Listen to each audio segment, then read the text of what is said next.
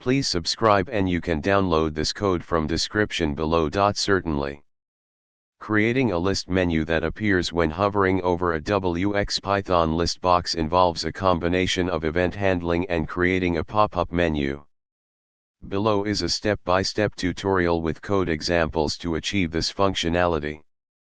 Make sure you have wxPython installed. If not, you can install it using pip.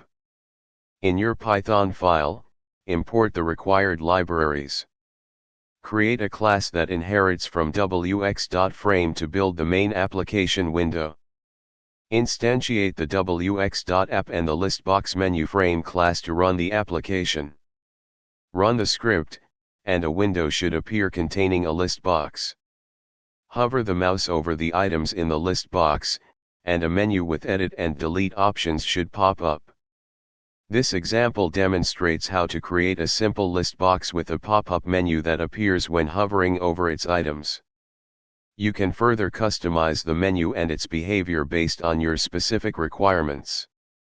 Feel free to modify the code to suit your needs or expand its functionality. ChatGPT